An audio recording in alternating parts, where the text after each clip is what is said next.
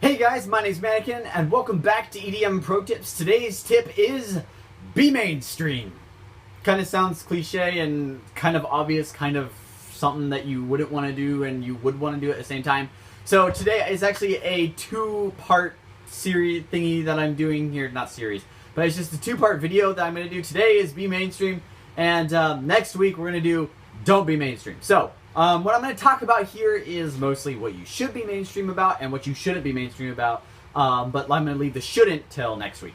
So the should be mainstream is your mix, your mixes, there we go. Okay, so your mixes, they need to be mainstream to some degree, and that means that they need to kind of fit into the norm and standard of the sound signature, and the and to some degree the loudness for when you're mastering as well. And then also the clarity and placement of your instruments when you place them in the track and stuff like that.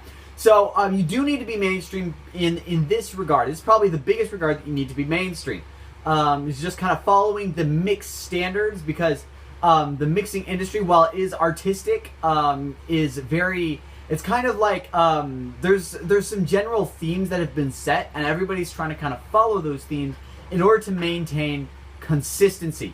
Now, you'll see later on, there's a difference between consistency and sounding like in the genre, and I'm going to talk about that in the next video on how to separate those two and make it so you're not you don't sound like every other artist out there. But suffice it to say that your mixes need to follow the standards so that they're consistent with all the other tracks that are out there, because otherwise someone will be listening to your track, and then when it pops up, it'll just something will sound off about it, and they won't it won't sound good with their other music, so they won't be able to enjoy it, because it's kind of like when you have your music on shuffle and that one song comes up that's really quiet, and it's you have to turn up your volume a lot just to hear it, or if I don't know, sometimes there's way too much treble, and it's kind of hurting your ears because it's so harsh.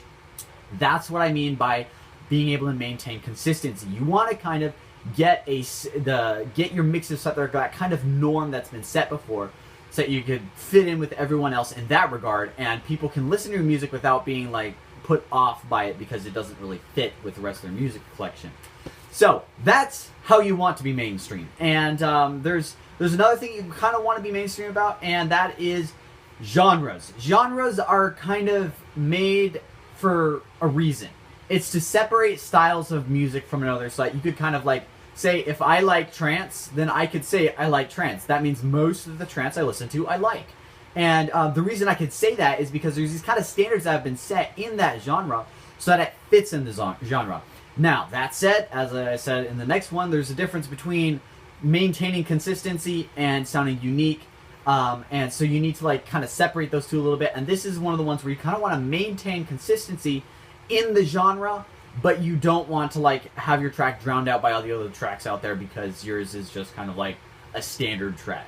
So so you do want to have a little bit of when you're making a track, don't just make it all over the place and kind of random and weird, and it doesn't really fit in any genre, because then it's really hard for people to enjoy the song, because it bounces around so many different places. Now, there are comedy songs that do that all the time, but that's comedy.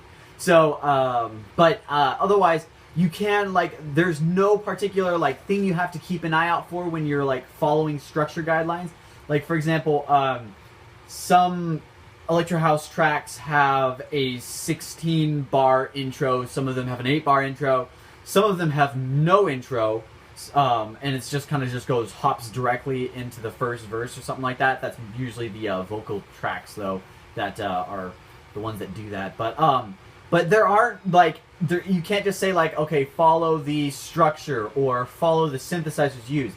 It's just, generally speaking, when you're listening to, the different music, kind of think, how can I make a track that's unique, yet it still fits in the style, and it makes sense in this genre, and it's not, way out there and kind of is this even that genre?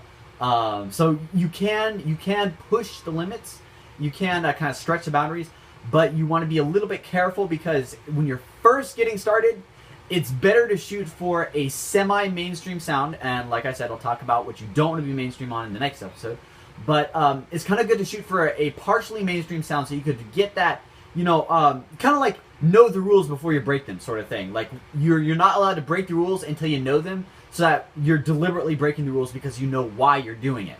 That's kind of what you need to shoot for in the beginning. So you kind of got to get that consistency that we were looking for, you know, across the mixes and across the genres. So, and like I said, the genre thing, you could really stretch the boundaries on that one.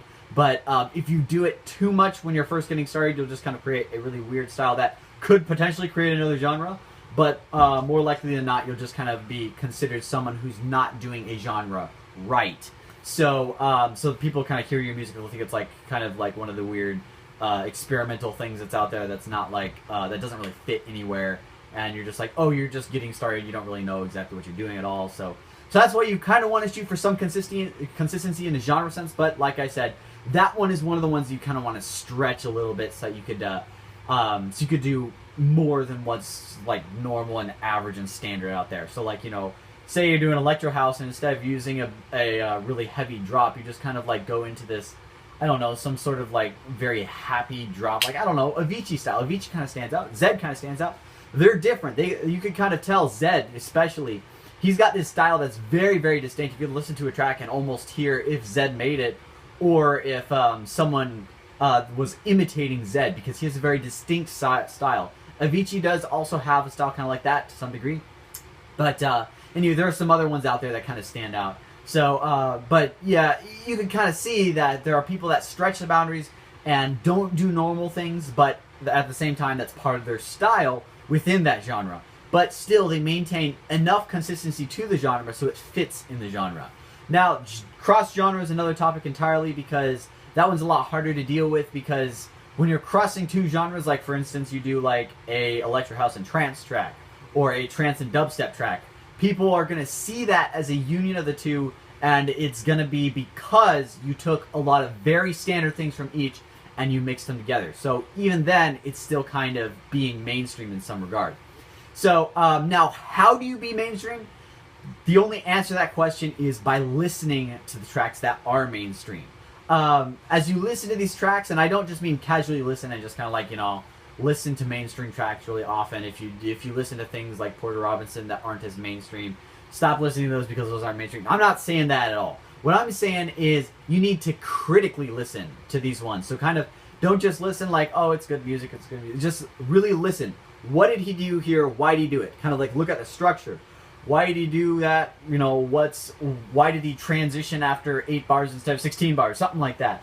And then also you kind of want to look for what instruments are used, where they're placed, why they placed them in that order. So like, you know, why'd you use a saw in the background instead of in the foreground, and stuff like that. So really, it just takes a lot of time listening, and I mean a lot of time. You have to like listen for months and months and months on end before you'll really start to hear some of the things that they do in the very, very small sections of the mix, and like and through the layers, you'll finally be able to hear the things at the very back.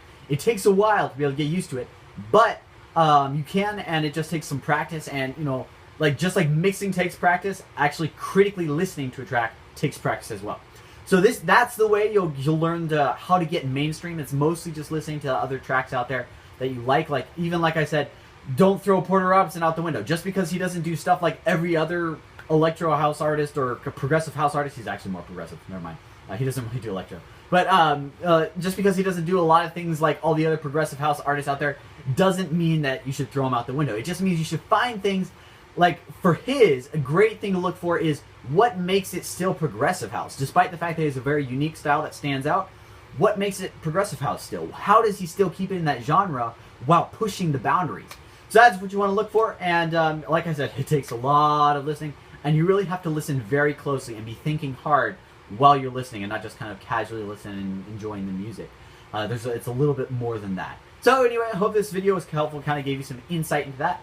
And I'm sure, you know, there's a lot of people that when they saw Be Mainstream, they're kind of like, uh-oh, he's going to kind of say, you know, you need to fit in with everybody else so that you could kind of be at the same level as... Now, I know there's some things that you need to be mainstream on and you don't need to be mainstream on. And like I said, next week I'm going to cover what you should not be mainstream in. And just give you a little hint, it has a lot to do with your style.